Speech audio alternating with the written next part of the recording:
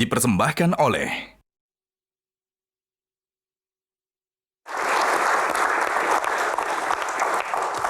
Ya, kembali di Q&A masih bersama Bang Otto Hasibuan. Abang setuju nggak sih bahwa hukum itu tajam ke bawah, tumpul ke atas? Ya, Sebagai advokat, prinsip itu, sekarang woman? Prinsip itu tentu kita tidak mau dong, harus tajam kemana-mana dong mestinya kan. Sekarang keadaan kita gimana? Ya, kalau saya melihat sih sebenarnya ini banyak perubahan mestinya saya lihat. Ya, kalau saya lihat dari pertemuan-pertemuan kita dengan pihak-pihak penegak hukum lain, niat mereka sudah banyak sekali untuk berubah. Tinggal sekarang ini menurut saya yang menjadi soal adalah legal culture-nya kita. Budaya hukum kita ini yang sulit berubah. Ya. Konkretnya budaya hukumnya seperti apa, Bang? Ya, kalau bicara konkret dengan pendek saya katakan bahwa kita sudah terbiasa punya praktek-praktek mulai dari kecil pun, umpama saya katakannya, kalau saya dulu mau pergi ke tempat om saya, ke tempat om gitu ya, tulang saya kalau orang Batak, ibu saya itu selalu bilang kalau kamu ke sana selalu bawa oleh-oleh ke sana, ya kan? Jadi maksudnya nangani perkara harus bawa oleh-oleh gitu ya? Ya bukan, ini budaya dasarnya.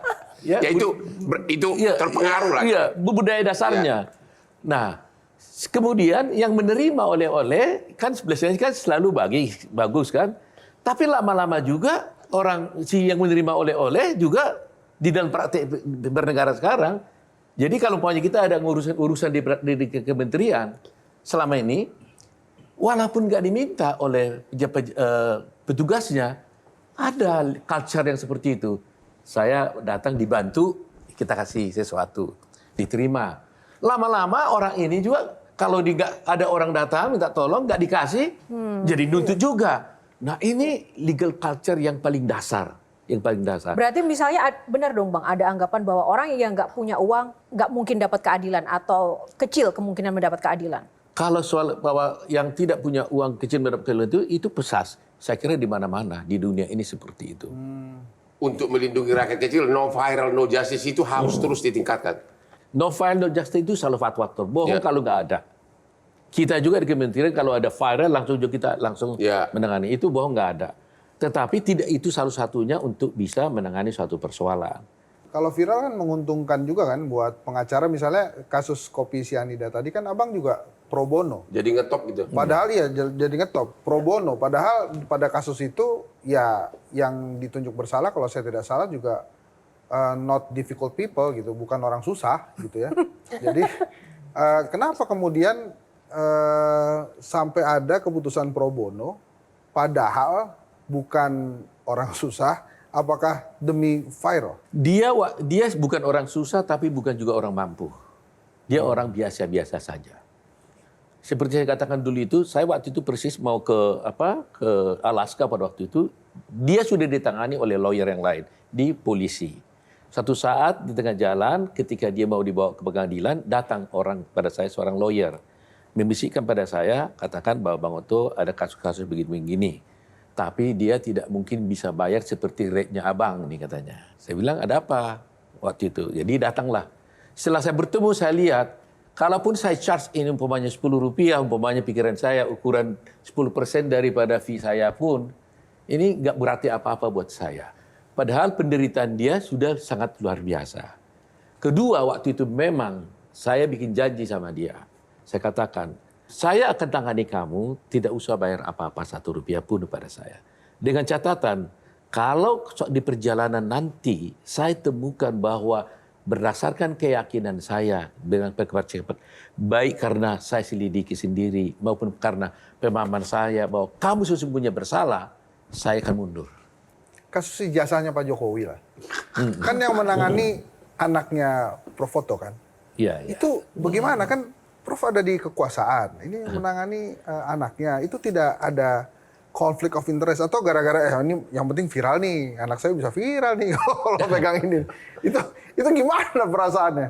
Saya kira nggak ada konflik ya, karena kita udah terbiasa begitu ya. Tahun 2023 waktu kalau saya tidak salah Pak Jokowi kan masih presiden. Ya.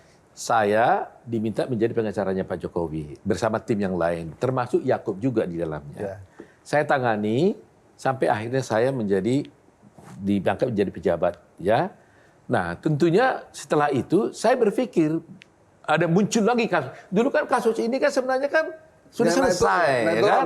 Kita digugat di pengadilan selalu kan selesai gitu. Ya. Gak ada hasil dari gugatan mereka. Berhasillah kita lawan kan gitu. Nah, akhir-akhir ini kan muncul. Nah, waktu itu ya kita bilang kepada Pak Jokowi silahkan pilih. Iya.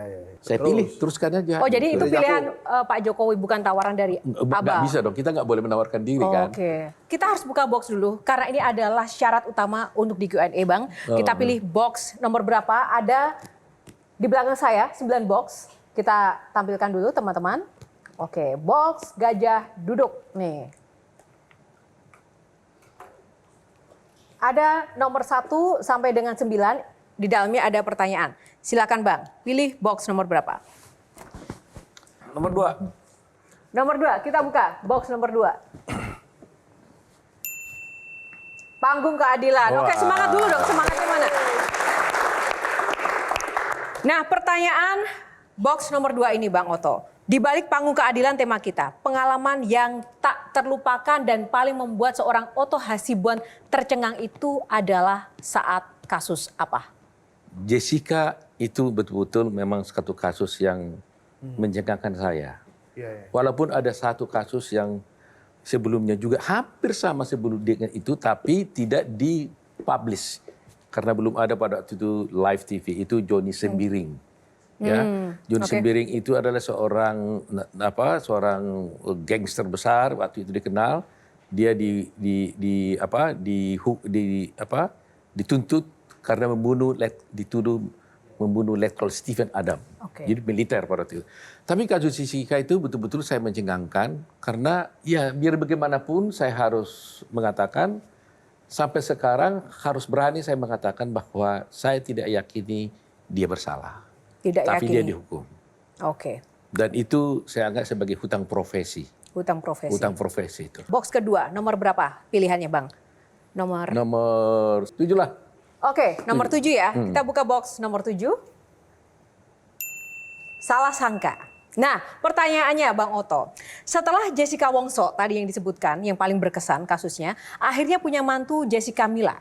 Nah, hidup Abang penuh dengan yang bernama Jessica ya. Nah, pernah ada kejadian lucu kah di mana kami dapati wartawan mau bahas tentang Jessica, Abang kira mau bahas kasus Jessica Wongso, ternyata malah bahasnya Jessica Mila. Nah, itu gimana ceritanya Bang? Waktu itu saya diundang suatu wawancara media televisi, saya nggak sebut lah ya. Bayangan saya itu adalah kasusnya Jessica Wongso, ya kan? Karena itu yang viral waktu itu. Tiba-tiba masuk ke dalam, wawancaranya Jessica Mila ya. Ya saya kan bingung juga kan gitu, kenapa bisa terjadi begitu? Kenapa? Saya juga nggak bisa. Ditanya apa memangnya Bang waktu itu? Nah, dia akhirnya biasalah, karena namanya ya televisi kan paling bisa tanya semua bagaimana hubungannya dengan mantu Jessica Mila gitu ya. Saya ditanyai bagaimana perkenalan dengan Yakob, ya saya bilang saya nggak tahu. Yakob yang harus ditanya gitu kan. Apakah baik hubungannya dengan Mila dan sebagainya gitu. Itu memang satu hal yang lucu itu. Ini menarik Bang Hotman, kan teman lama juga ya, tahu seluk-beluk dan keluarga juga Bang Oto juga tahu. Ada nggak sih hal yang tidak diketahui publik yang Bang Hotman tahu tentang sosok profil Oto Hasibuan? Pusing gua. Kenapa? Dia pejabat, gua nggak bisa ngomong. Itu masalahnya. Ya kita waktu awal-awal saling tahu lah tahun 82. Ke daerah mana kita pergi aku tahu, tapi nggak boleh ngomong. Ada satu hal. Iya. Saya pernah kasus heboh banget, di mana seorang artis terkenal, mulanya biasa saja, tahu kan? Laporin saya ke polisi, ya. Waktu itu ada drama perasaan lah waktu itu ya. Saya lagi merenung karena tiap hari di media di mana-mana, bahkan istri saya notaris dikerubunin oleh wartawan. Di tengah malam, menjelang jam 10 malam, kan rumah saya sama dia dekat. Tiba-tiba saya lihat ada cowok pakai jas datang. Ting, ting, ting. Hah? Ini ngapain nih orang datang? Tahu-tahu datang, Oto ke rumah saya. Saya lagi duduk di depan. Hanya membisikkan. Saya waktu itu kan gangster bener. Rambut panjang, pistol saya 2. Pistol 2. Satu di sini, satu di sini. Ya, Banyak pistol. duit apa banyak musuh itu? Banyak musuh, banyak duit. Karena waktu itu perkara Krismus semua hampir perkara gini saya pegang. Saya udah bilang 25 tahun Prabowo klien saya. Oke. Ya. Terus? Terus tiba-tiba dia bilang, karena dia tahu satu pistol saya ini nggak ada suratnya. Jadi daripada nanti makin heboh, ada bahaya, udah amankan pistolmu katanya kan. Akhirnya pistol saya yang ada suratnya, saya kembalikan ke Polda. Yang gelap gua buang ke sungai di Kelapa Gading. Padahal itu harganya puluhan juta. Ini ngapain ini orang datang gitu loh. Tahu-tahu ada keluarga saya juga datang ke dia. Bujuk dulu Hotman itu agar jangan sampai ada masalah baru lagi. Gitu. Dari koruptor itu ada nggak yang you yakin sudah pasti bersalah tapi kau bela gitu nanya. Nah, ya kan ada Bang Hotman, makanya harus ditambahkan.